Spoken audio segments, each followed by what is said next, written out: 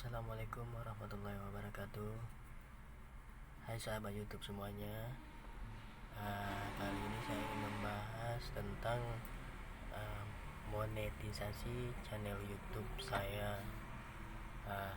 Di sini tim Google mengirimkan maaf, channel Anda tidak disetujui untuk dimonetisasi. Monetisasi channel, permohonan Anda untuk program partner YouTube tidak diterima.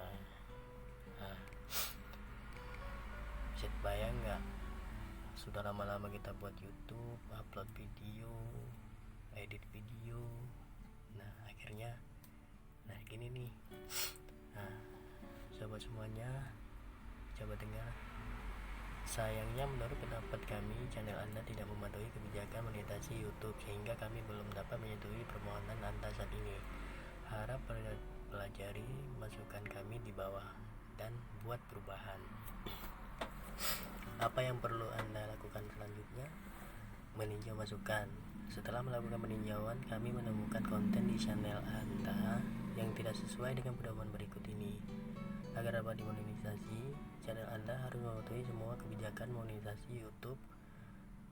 Silakan tinjau channel Anda dan buat perubahan. Perubahan dapat berupa mengedit atau menghapus dan memperbaharui metadata video. Di sini ada logo merah, tanda seru, konten yang digunakan ulang. Dibilang di sini memodifikasi konten orang lain tanpa menambah komentar orisinal yang signifikan atau nilai edukatif. Di sini kita pelajari lebih lanjut. Kemudian membuat perubahan pada channel Anda dan mengajukan permohonan ulang setelah 3 Juli 2020. Jika Anda memenuhi persyaratan 15.000 dan jam waktu tonton publik, Anda dapat mengajukan permohonan ulang mulai tanggal 3 Juli 2020.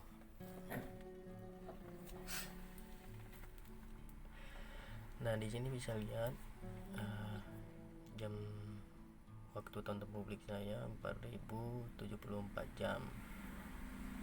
Sedangkan subscribernya 1680 subscriber. Di sini kan saya pada pertanggal 1 Juni monetisasi saya ditinjau. Ini monetisasi channel, langkah yang satu selesai, tinjau persyaratan program partner. Anda hanya perlu melakukan beberapa langkah untuk menjadi partner YouTube. Anda telah memenuhi persyaratan program partner YouTube. Selesai, langkah satu. Langkah kedua, daftar ke Google AdSense. Ini tentang alamat, nomor telepon, untuk supaya kalau misalnya nanti setelah dimonetisasi bisa dikirimkan PIN ke alamat tersebut. Langkah ketiga ini dia dalam proses channel ditinjau. YouTube akan meninjau channel Anda untuk memastikan bahwa channel mematuhi kebijakan monetisasi YouTube. Langkah ini akan dimulai secara otomatis setelah Anda menyelesaikan 2 langkah di atas. Sehubungan dengan kondisi global saat ini, mungkin akan terjadi keterlambatan pada proses peninjauan pengajuan.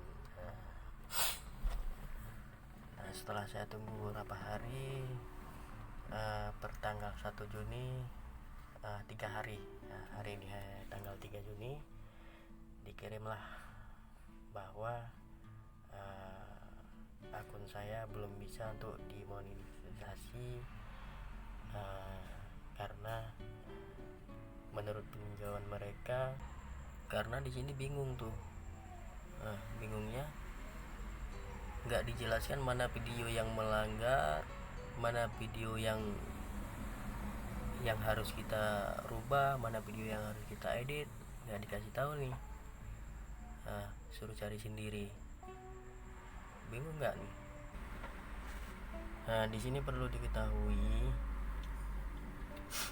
kenapa ini dikirim seperti ini, karena saya merasa memang pernah mengupload atau mengambil video di media sosial. Sudah saya lihat-lihat kemudian saya hapus.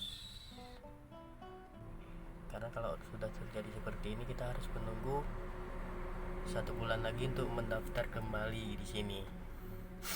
Nah, apabila nanti sudah sampai 1 bulan, baru bisa daftar kembali dan harus memenuhi syarat. Syaratnya yang ini, harus ada jam waktu tonton publik 4000 jam. Apa saja yang perlu kita lihat di video kita untuk kita perbaiki? Nah, lihat di sini.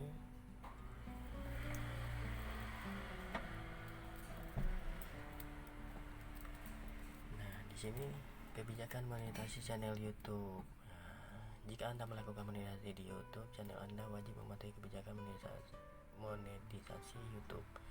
Kebijakan tersebut mencakup pedoman komunitas, persyaratan, layanan, dan hak cipta YouTube, serta kebijakan program Google AdSense.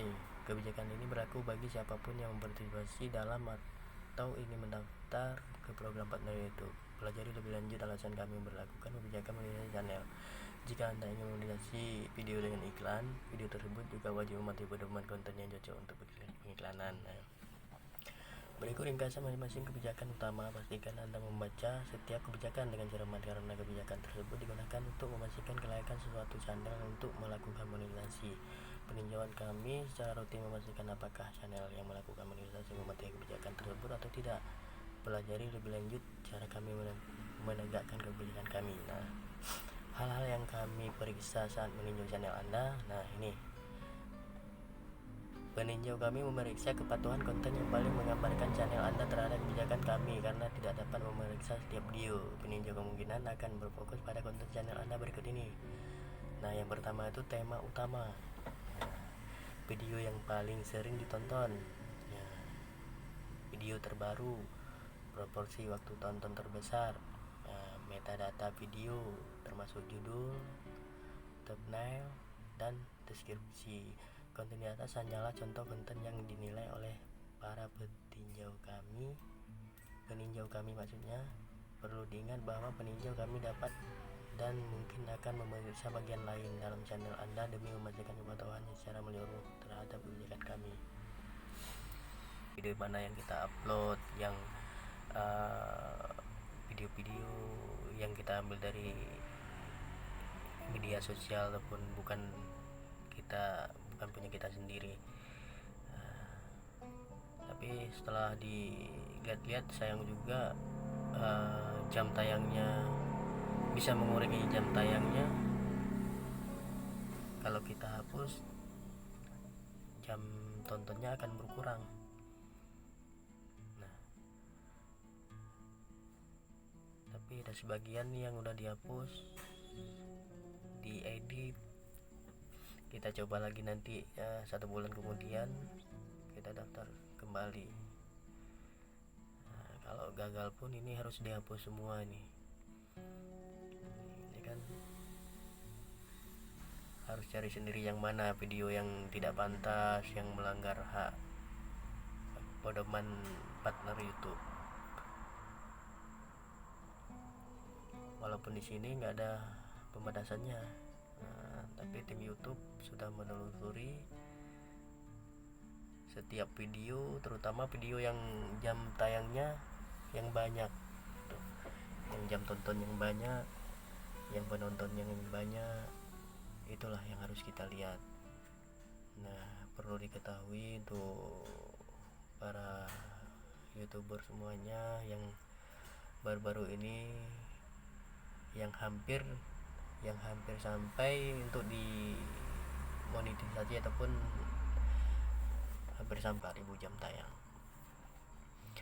Kan kasihan kalau misalnya udah dikirimkan untuk udah sampai 4000 jam tayang, terus kita tunggu, akhir-akhirnya cuman ada kata maaf, channel Anda tidak disetujui untuk dimonetisasi. Ya, mau gimana lagi, resiko kita ini. Itulah harus dipelajari dulu video-video mana yang tidak pantas sebelum sampai 4000 jam sebaiknya dilihat-lihat dulu pantas apa tidak. Kalau memang tidak pantas atau memang diambil dari yang lain, dihapus saja deh.